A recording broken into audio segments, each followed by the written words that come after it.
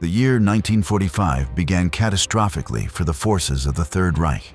On the Eastern Front, the Soviets advanced relentlessly, winning victory after victory as they pushed the German army back toward its own borders. As March drew to a close, the situation became desperate.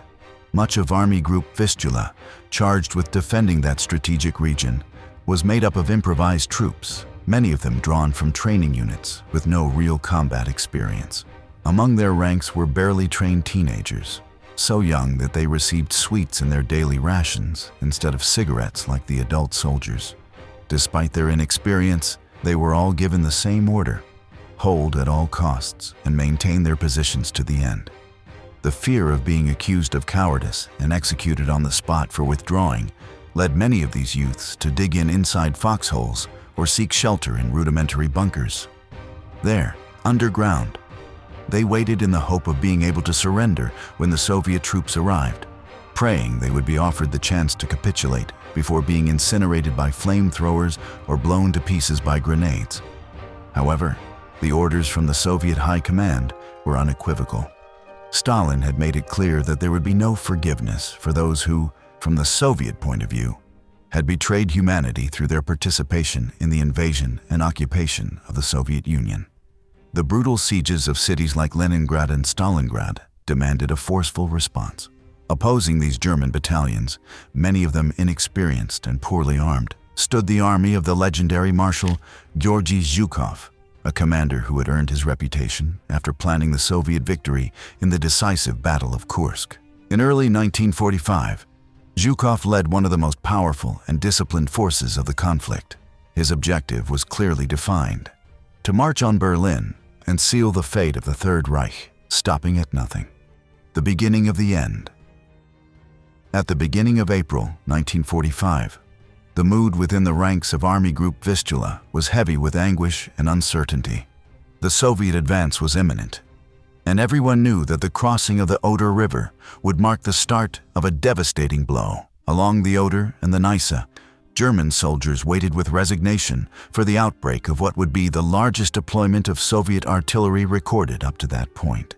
From the east, the forces of the First Belarusian Front under Georgy Zhukov and the First Ukrainian Front, led by Ivan Konev, were approaching. For the final offensive, the Soviets assembled about 2.5 million soldiers divided into 4 armies, backed by more than 40,000 artillery pieces and over 6,000 armored vehicles. The fall of Königsberg on April 9th in East Prussia made it possible for the Second Belarusian Front, commanded by Marshal Rokossovsky, to move quickly to the vicinity of the Oder. It was a strategic maneuver carried out with astonishing speed. In just 2 weeks, the Soviets completed the fastest redeployment of the entire conflict. The war machine was ready for the final offensive. Both the Soviets and the Germans were determined to give everything. For the Nazis, this was the last line of defense of their weakened Reich. For the Soviets, by contrast, it was a race to reach Berlin before the Western Allies. The memory of the suffering in Stalingrad and Leningrad fueled their thirst for vengeance, and that hatred was directed without restraint at any Nazi uniform. For the Germans at the front, surrender or capture amounted to a death sentence. Facing the Soviet push, Army Group Vistula was commanded by Gotthard Heinrici, a First World War veteran who had begun his military career in 1905. Decorated in the previous conflict, he served on both the Eastern and Western fronts. When the Nazis came to power, his career continued to rise until he reached the rank of Major General in 1938. Heinrici was no stranger to Zhukov. The two had already faced each other at Kursk. During that campaign, Heinrici gained notoriety for disobeying Hitler's orders that demanded everything be destroyed in his path. That humanitarian decision cost him a suspension ordered by Göring. But in 1944, barely 8 months after being removed, he was reinstated to try to halt the inevitable, the collapse of the Third Reich. With defeat approaching rapidly, the German commanders knew their troops could break at any moment. The fear that soldiers would desert or surrender was real. For that reason, Army Group Vistula issued orders signed by Heinrici himself. Men who came from the same region were to be separated. It was believed that, among strangers, there would be less chance of covering up desertions. Some officers of the 4th Panzer Army, stationed opposite Konev's 1st Ukrainian Front, went further. They ordered all white handkerchiefs to be confiscated to prevent their use as a signal of surrender. Soldiers caught trying to flee. The front were forced to dig trenches under enemy fire out in the open. Many wished to disappear into the forests, hoping to surrender without witnesses and thus avoid reprisals against their families, who were punished by decree if they were accused of treason. Company officers tried every sort of argument to keep morale up. But most of the newly arrived recruits, poorly trained and inexperienced, thought of only one thing: surviving. And with every kilometer the Soviets gained, that hope seemed to fret. On the Seelow Heights, the prelude to Berlin, the front seemed calm. A few sporadic attacks broke the silence, but overall everything was pent-up tension. German soldiers returned from the line, checked their weapons, ate rations, tried to wash. Many wrote to their families, even knowing those letters might never arrive. For most, their homes had already been occupied, and they did not know whether their loved ones were still alive. Meanwhile, pressure from the Soviet side was mounting. The race for Berlin had begun. For Stalin, it was not only about defeating the Nazis, but also about seizing the glory of having captured the capital of the Third Reich. The plan was clear. The offensive would begin on April 16th, and Berlin had to fall before the 22nd, Lenin's birthday. The offensive on Berlin was not bad in itself. The problem was geographic. The most important bridgehead seized by the First Belarusian Front lay right in front of the strongest point of the entire German defensive line, the Seelow Heights. Later, Zhukov himself would acknowledge that he had underestimated the toughness of that position. Behind the scenes, the Soviet general staffs worked at a frantic pace. Russian gauge railways ran across Poland, and improvised bridges spanned the Vistula, all to bring unimaginable quantities of supplies to the front: munitions, artillery, provisions, fuel, rockets. With millions of soldiers and tons of supplies ready, the Soviets were about to unleash a storm of fire upon an exhausted, entrenched enemy. For the Germans, what was coming was the perfect storm. Storm on the Heights, the final battle for Berlin at Seelow. The Red Army tried to conceal the magnitude of the attack it was about to unleash on the Oder and Nysa lines. However, it was nearly impossible to hide a military deployment of such scale. More than 2.5 million soldiers, backed by 41,600 artillery pieces, heavy mortars, 6,250 tanks, self-propelled guns, and the full support of 4 air armies. It was, without a doubt, the greatest concentration of firepower ever assembled up to that point. While that colossal machine was being organized, the principal Soviet leaders held strategic meetings to coordinate the start of the offensive.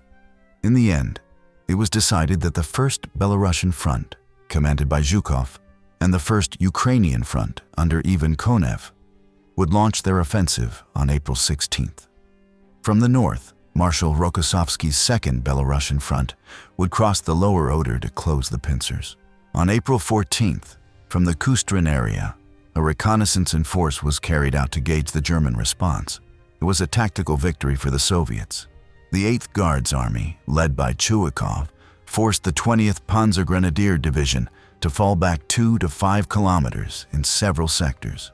That same day, Hitler reacted furiously from the bunker and ordered the division stripped of all its medals, demanding they earn them again on the battlefield. Thanks to that territorial expansion, the Red Army was able to increase its presence in the area. That very night, the 1st Guards Tank Army began crossing the Oder under cover of darkness. The crossing was constant. Columns of tanks, artillery pieces, trucks laden with ammunition, and troops on foot. To mask the roar of engines, Soviet loudspeakers blasted music and propaganda messages at full volume. But on the other side, the Germans knew exactly what was coming, and they were terrified. During April 15th, Soviet forces remained on alert, watching the German lines closely, monitoring any movement or unexpected reinforcement. Large blocks of ice still floated down the river, snagging on branches and debris in what remained of a destroyed railway bridge. Among the pine forests, the branches camouflaged thousands of armored vehicles and batteries ready to go into action. Although the Soviet command was confident of breaking the German defenses, it was also acutely aware of the political urgency. They had to reach Berlin before the British and Americans. Otherwise, they would lose not only prestige, but also the symbolic right to take the city. Stalin, impatient, expected results. Only Zhukov, Konev, and a few of their closest men knew that the entire plan had been designed to encircle the capital and deter any Allied attempt to enter it before they did. On the German side, the outlook was bleak. An officer of the Großdeutschland noted that many of the youths under his command lacked the will to fight. Some even hoped to be wounded so they could be evacuated. The fear of being executed for desertion kept them in their positions, but without any conviction. The loss of morale became evident when Soviet loudspeakers began broadcasting messages toward the German positions. To their superiors' surprise, several soldiers shouted back, asking about the treatment of prisoners and civilians in occupied areas. They wanted to know whether they would be deported to Siberia and how their families were surviving. The myth of duty was crumbling. German commanders tried to bolster morale by any means. They spread the news of Roosevelt's death on the night of April 14th as if it were a sign that the enemy coalition was on the brink of collapse. They even floated the idea of a future alliance between Germany and the Western Allies to stem Soviet communism. Near Guben, reservists of the 39th Security Division were visited by members of the SSE's the 30th of January Division. These men tried to motivate them with mystical speeches, linking Roosevelt's death to supposed divine intervention that had once saved Frederick the Great. But such tales failed to convince the soldiers, who remained despondent. Despite everything, some still clung to the hope of a miraculous offensive on April 20th, Hitler's birthday. Rumors circulated about the imminent appearance of wonder weapons that would completely turn the tide of the war. These fantasies, without any real basis, fed the last embers of fanaticism among the regime's most faithful.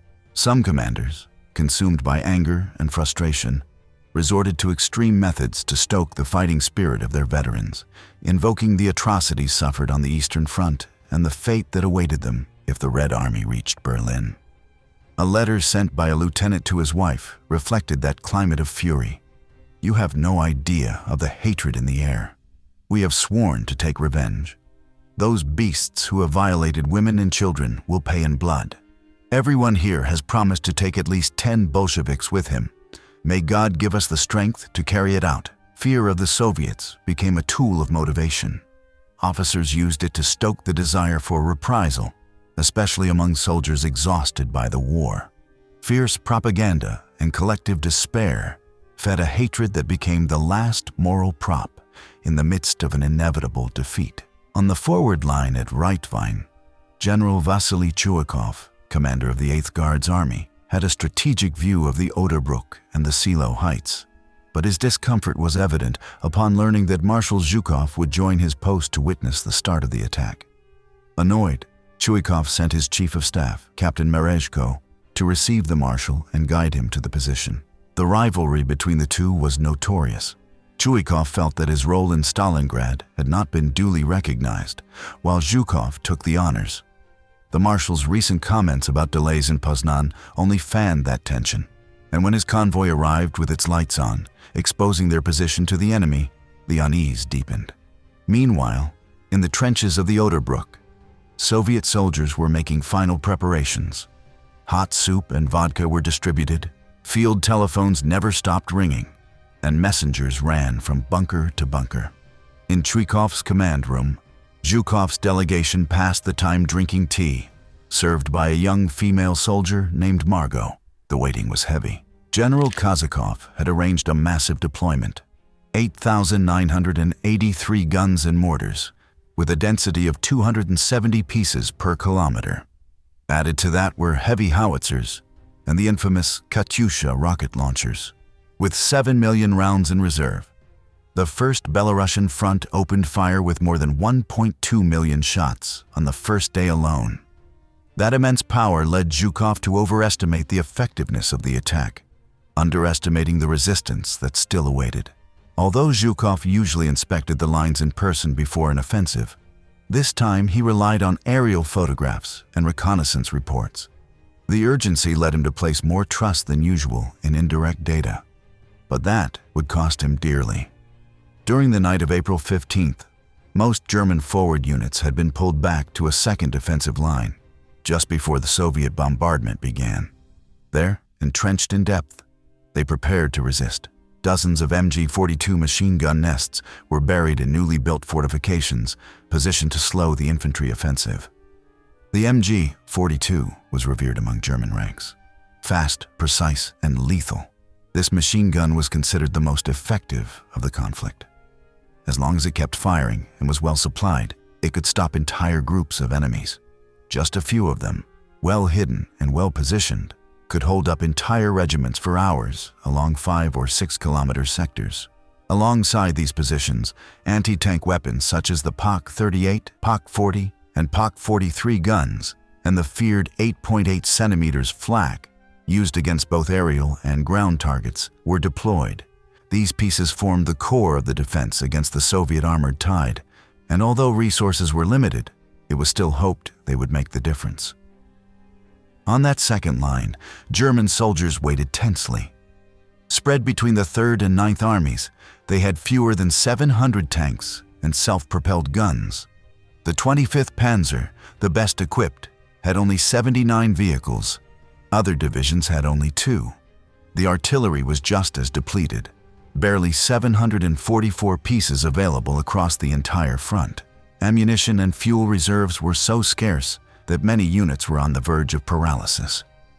The most anticipated clash point was the sector of the 56th Panzer Corps, commanded by General Karl Weidling, nicknamed Smasher Karl. He had been assigned the impossible task of halting the Soviet advance precisely where the most devastating blow would fall. The German defense was about to face its final test. The last great battle before the fall of Berlin began at dawn on April 16, 1945. Just 50 kilometers east of the Reich's capital, on the swollen banks of the Oder River, red flares burst high in the sky, marking the start of the most devastating artillery bombardment the continent had ever witnessed. For a full hour, a deafening roar of fire and smoke swept over the German defenses.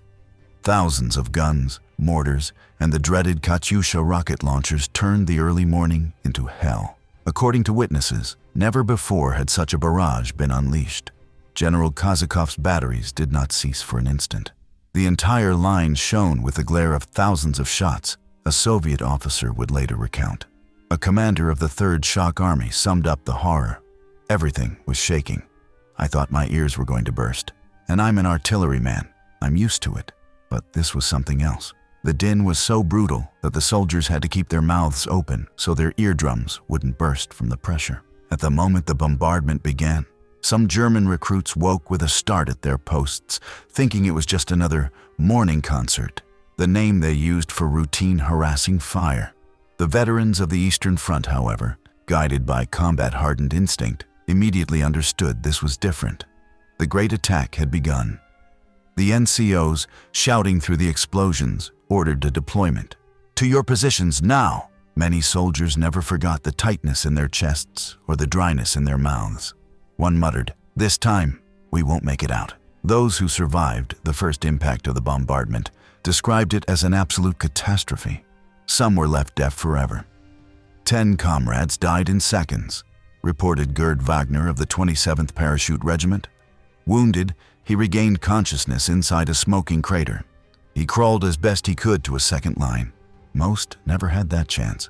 The trenches collapsed, burying many alive. Even today, the churned earth still yields human remains. Soldiers farther back felt the ground vibrate. Some lunged for binoculars or periscopes. From his Tiger, the commander of the 50th Heavy Panzer Battalion watched in horror. "The whole east was ablaze," he said. Another witness spoke of farms wrapped in flames and clouds of smoke covering the horizon. At the command post, a chaplain, paralyzed by the scene, could only cry out in despair, "My God, those bastards have arrived." Amid the mud and the shadows, Soviet infantry was hurled forward. Thousands of men stumbled under fire, advancing however they could. Behind them, the the artillery continued its work, flattening the enemy lines. But when Zhukov sent his troops against the Seelow Heights that very dawn, he had not reckoned with such tenacious resistance. From elevated positions, German flak batteries, rushed in from the west, poured fire on the attackers. The Soviet waves were cut down in bloody fighting. The Red Army had underestimated the German defenses. Heinrici's forces, with far fewer men and materiel, managed to contain the first assault. What had seemed impossible, they achieved. Meanwhile, crossing the Oder River was no simple task. Only the Kustrin Bridge remained operational. The other Soviet units had to cross on ferries. The First Polish Army attempted it under direct fire. Some troops crossed in amphibious vehicles or boats piloted by young women, but most had to do so in ordinary boats. Many sank, and casualties were enormous. In an attempt to get across, a battalion of the 12th Guards Rifle Division was almost annihilated. Barely 8 soldiers reached the far bank alive. After the crossing, the Soviet units regrouped. When flares lit the gray sky, the riflemen stood up. Zhukov, known for his harshness, ordered the infantry to cross minefields before the tanks. For him, it was better to lose men than machines. The German recruits, paralyzed by panic, could barely react. Only the veterans opened fire, though it was impossible to make out targets amid the fog, smoke, and dust. The Russians shouted to each other, but no one could see them. From afar came the roar of T-34 tanks, struggling to push forward in the quagmire. Even their powerful tracks sank into the sodden ground. The battle for Berlin had begun, and German resistance, against all odds, held. The terrain had been so torn up by the bombardment that field artillery and Soviet anti-tank guns faced enormous difficulties advancing after the infantry. This particularly affected the Katyusha rocket launchers which, being truck-mounted, required at least passable routes. Despite these obstacles, the Guards' mortar regiments, operators of the Katyushas, watched with satisfaction as the first groups of German prisoners were escorted to the rear. The routes to the front quickly became clogged. Hundreds of vehicles were immobilized in the mud as they waited for the 8th Guards Army under Zhukov to open a breach. But the advance was slow, frustratingly slow. From his observation point, Zhukov watched with growing anger. His impatience led him to hurl curses and threaten his officers with demotion. Tension boiled over when he got into a heated argument with Zhukov in front of the High Command. The 8th Army remained stuck by the Oder Bridge, unable to climb the escarpment. As the day wore on, the pressure mounted. At noon, visibly nervous and aware that he would soon have to report to Stalin, Zhukov decided to alter his original plan. His initial strategy stipulated that the armored armies were to advance only after the infantry had completely broken the German front. But the Marshal could no longer wait. Zhukov tried to dissuade him, warning of the chaos a premature operation would bring. Zhukov, however, did not back down. At 3 in the afternoon, he made a direct call to Moscow to speak with Stalin. The Soviet leader listened attentively, scolded Zhukov for underestimating the enemy, but ultimately approved the change in tactics. Even so, he made it clear that success was mandatory. Failure could have dire consequences. That same day, Katukov received orders to throw the 1st Guards Tank Army towards Seelow. At the same time, Bogdanov, commanding the 2nd Tank Army, was to advance on New Hardenberg. But moving the tanks before the artillery could advance proved a grave mistake. The rifle divisions, trapped without the expected support, faced intact German fortifications. Just as Zhukov had feared, chaos took hold at the front. Thousands of armored vehicles jammed the bridgehead. Coordination between units became almost impossible. Traffic officers could barely manage the flow of troops. On the right flank, Bogdanov's forces suffered significant losses at the hands of well-positioned 88 mm guns in Neuhardenberg and from counterattacks by groups armed with Panzerfausts. But on the left flank came one of the most devastating ambushes. Katukov's brigades, advancing along a road southeast of Seelow, were surprised by the 502nd SS Heavy Panzer Battalion. The imposing Tigers opened fire from concealed positions, provoking a brutal fight. The Soviet tanks, trapped between ditches and with limited mobility, were knocked out in large numbers. Despite the difficulties, the spearheads of the armored armies managed to reach the base of the Seelow Heights. The climb began. The engines strained to the utmost to overcome the slopes. In many stretches, the gradient was such that commanders had to find alternative routes. This led them, more than once, into clashes with German strongpoints, where they were easy prey for Panzerfausts and the accurate fire of the 88 mm guns. Meanwhile, in Berlin's eastern suburbs, more than 60 kilometers from the front, the Soviet bombardment caused perceptible tremors. Floors vibrated, frames fell from the walls, and telephones rang without anyone touching them. The entire land, from the Oder River to the heart of Berlin, seemed to shudder under the fury of the storm of steel. Countdown at Seelow. The Russians were coming. The Battle of the Seelow Heights can hardly be counted among Marshal Georgy Zhukov's most polished triumphs. Although the offensive accomplished its strategic objective, the manner in which it was executed left much to be desired. Even so, the sacrifice of the Red Army soldiers was as real as it was unquestionable. But that genuine valor, very different from the idealized image later peddled by Soviet propaganda, was met with coolness by the military and political elite. Proof of this lay in the euphemisms the High Command used for the fallen. How many matches have been burned? Or how many pencils have been blunted? Expressions that disguise the number of dead.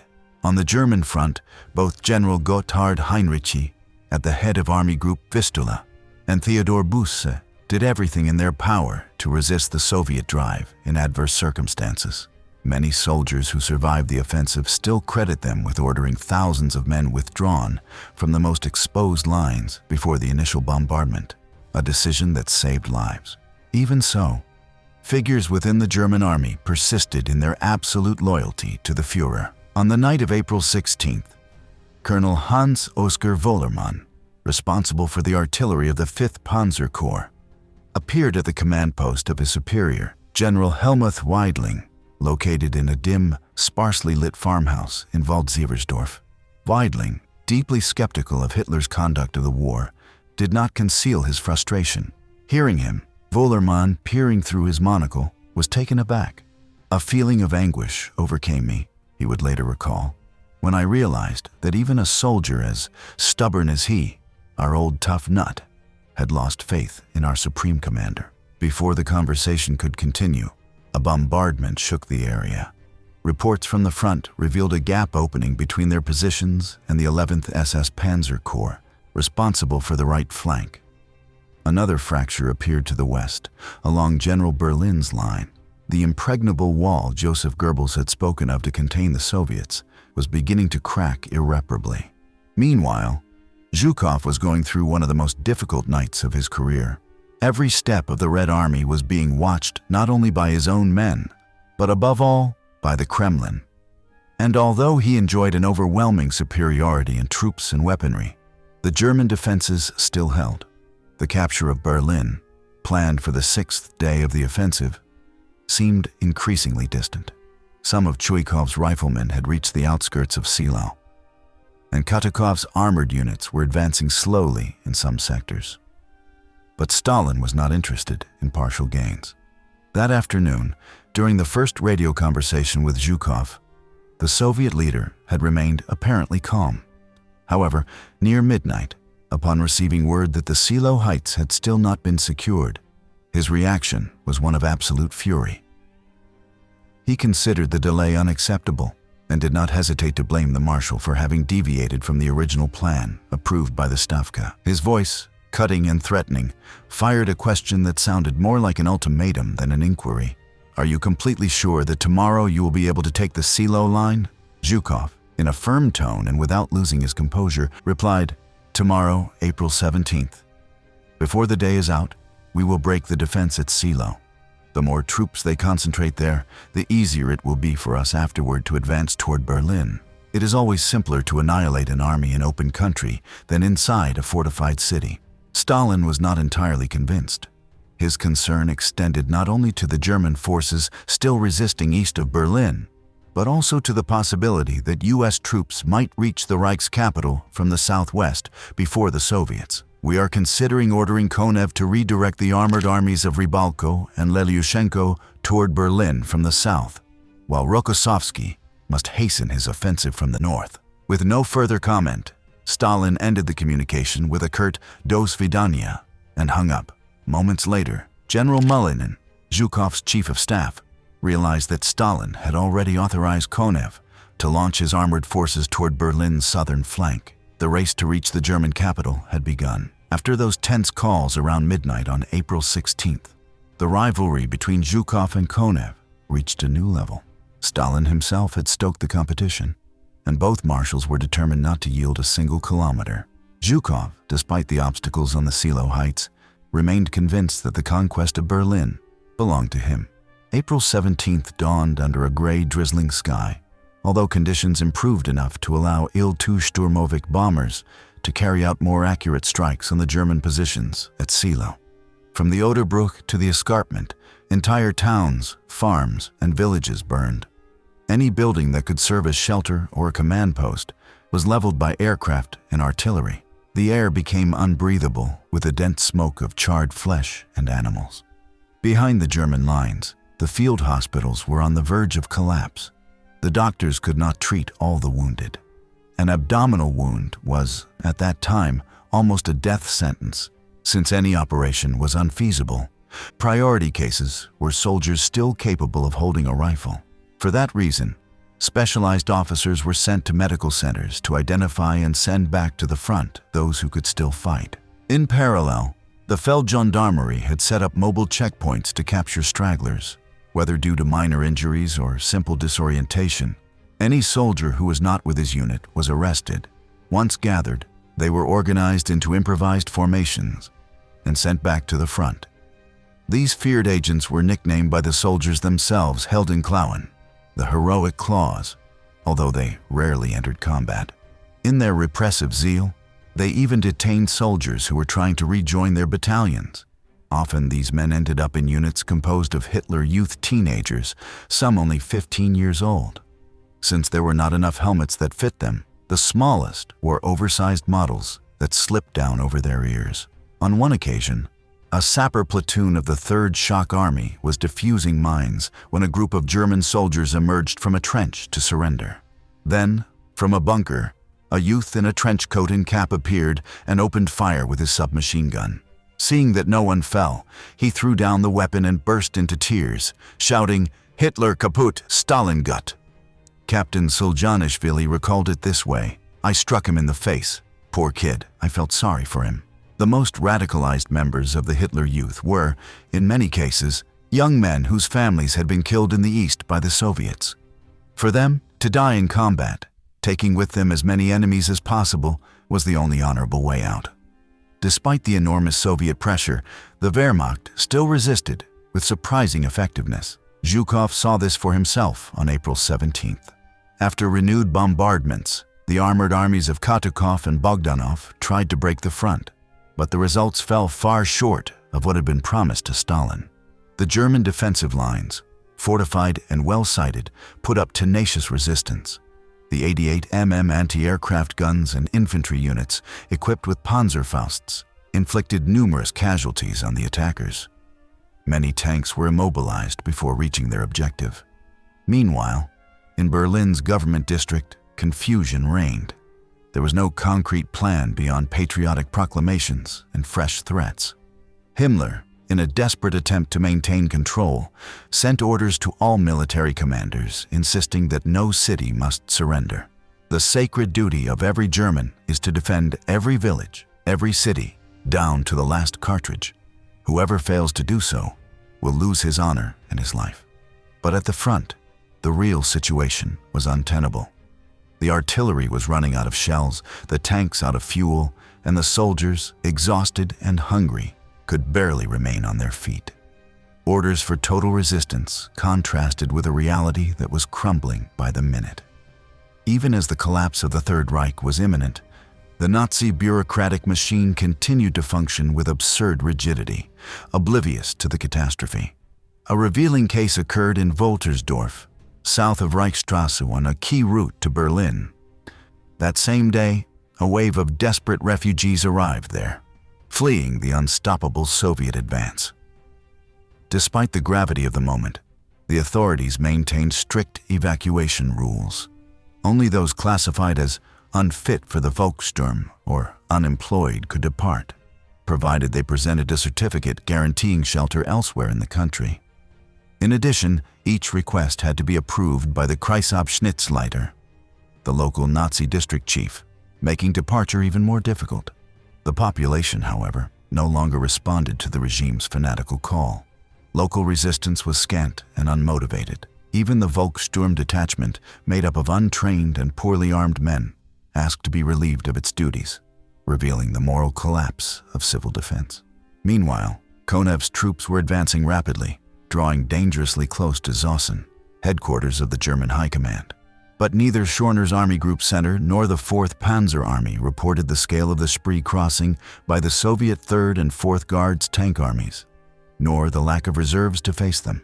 The German command remained focused on containing the disaster at Seelow. Under growing pressure, Heinrici decided to commit the last reserves of Army Group Vistula.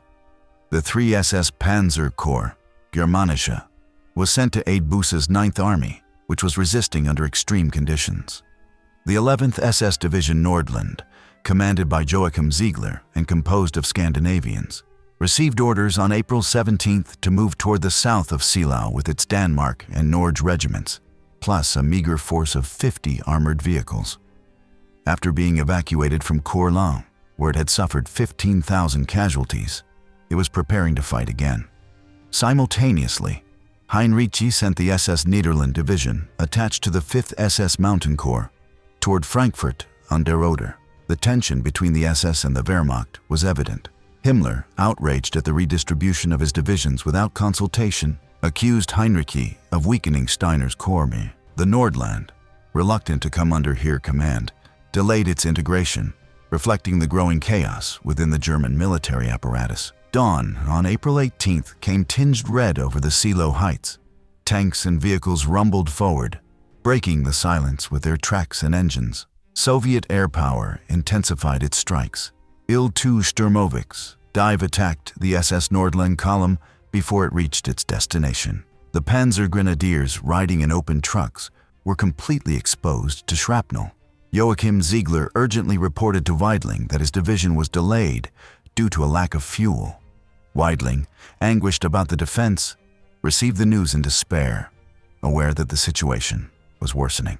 On April 19th, the 9th Army began to disintegrate. As Busse feared, the Soviet capture of Wriezen and their push toward Neuhardenberg forced a general withdrawal. The 101st Corps fled to Eberswalde. Weidling's 5th Panzer Corps fell back toward Berlin, and the 11th SS Panzer Corps retreated to Fürstenwalde, with the Kurmark Division keeping barely a dozen Panther tanks operational. That same day, the 1st Guards Tank Army and the 8th Guards Army advanced from Seelow toward Müncheberg. What remained of the 9th Parachute Division, reorganized a day earlier, again fled in panic, shouting, "The Russians are coming!" The Nordland Division, which finally reached the front, managed to rally some paratroopers and mount a successful counterattack. But the retreat soon turned into generalized chaos. German troops and civilians mingled without order, and officers could barely control the stampede. Along the road, the Feldgendarmerie and the SS executed deserters without any trial, hanging several of the accused from nearby trees. Not even the Hitler Youth escaped this repression. It is estimated that between 10,000 and 25,000 German soldiers were executed for cowardice in 1945. Paradoxically, while the SS was executing deserters, many of its units were receiving orders to fall back towards Schleswig-Holstein in the direction of Denmark. They were unaware that, on that very day, the British Second Army had reached the Elbe, sealing the Reich's fate even further. April 19th dawned with clear skies, allowing the Il-2S to operate with precision. At each attack, soldiers and civilians threw themselves into the ditches. In nearby villages, terrified women and girls begged the soldiers not to leave them behind. The situation was chaotic. The remnants of the 10th Corps, reduced to a quarter of its strength, were fleeing disorganized toward Bernau. The soldiers, famished and weak, fell asleep the moment they stopped, only to be brusquely awakened by their superiors. Communications were almost non-existent, radios abandoned, telephones dead, and defensive positions no longer recognizable. With the collapse of the Oder front, Heinrici focused on the last defensive line between the Baltic Sea and the Hohenzollern Canal. From a reconnaissance plane, von Manteuffel could clearly observe the Soviet deployment. That same night, Rokossovsky notified Stalin that he would launch his final offensive at dawn on April 20th, preceded by a massive bombardment. Although Stalin had initially downplayed the Second Belarusian Front, led by Rokossovsky, the urgency of taking Berlin changed his view. He now pressed for his troops, newly arrived from Danzig and the Vistula, to advance as quickly as possible and complete the final encirclement of the German capital. Berlin in flames, the chaos before the arrival of the Red Army. Hitler's orders were unequivocal: hold out to the end. With the Ninth Army deprived of any room to maneuver, its fate was practically sealed. Despite urgent pleas from frontline officers to act quickly and avoid its total destruction, the High Command refused to modify the directive. From the Führer's underground bunker, located 18 meters below ground in a devastated Berlin, a categorical message was issued to General Busse. The Ninth Army must hold its position. It was a death sentence. By April 22nd, most of the units under Busse's command were encircled and on the brink of collapse. Disobeying the order to hold the Oder line, he decided to pull his remaining forces, around 80,000 soldiers, back to the southwest, hoping to link up with Wenck's 12th Army, forcing a way through the Spree forest. But the Soviet encirclement closed quickly. Surrounded, they were pounded relentlessly by enemy artillery. As the northern flank crumbled, the soldiers began moving across fields and country roads, desperately trying to escape. Many sought refuge in the forest near the village of Halba. There, in that wooded area, a bloodbath would occur that would later be remembered as the Halba Massacre, one of the most atrocious episodes of the war's final days. Meanwhile, the Soviet advance on Berlin continued. By April 25th, the city was completely encircled, and the next day, 500,000 Soviet soldiers broke into it with crushing brutality. From the Reich Chancellery, Hitler remained obsessed with saving his ruined city. He ordered the remnants of the 3 SS Panzer Corps under Steiner to launch an attack from Eberswalde to break the encirclement. On paper, the maneuver seemed logical. In practice, it was a pipe dream. Steiner barely had enough troops to form a brigade, and he knew no reinforcements would arrive. The Ninth Army was trapped, and the 12th was practically destroyed. The only reinforcements available were a few thousand Luftwaffe recruits and Hitler Youth teenagers equipped with light weapons. During the following week, the fighting inside Berlin turned savage. Fanatics of the Waffen-SS fought alongside members of the Luftwaffe, the Army, the Hitlerjugend, and improvised urban units. They were ordered to fight to the end. Any attempt to flee or desert was punished by immediate death, carried out by the SS or by Himmler's own escort battalion. Despite the chaos, German forces managed in some sectors to temporarily slow the Soviet advance. Hitler clung to the illusion that a desperate resistance could reverse the situation. This iron defense, though strategically useless, did delay the Soviet advance and hinder access to the Baltic Sea, affecting the transport of vital supplies. Without that route, German naval operations would be further compromised. Hitler insisted on holding positions at any cost, hoping to slow the complete collapse of the Eastern Front. Every meter gained by the enemy was another step toward the abyss. The watchword was clear: hold out to the last breath. The Red Army, however, kept advancing. Its strength was inexhaustible. Each new German retreat brought the end closer. The last remnants of the Reich fell back, step by step, toward their destruction. Once the last German troops had been expelled from Soviet and Baltic territory, the Soviets considered themselves the true vanquishers of fascism. Their immediate objective, Berlin.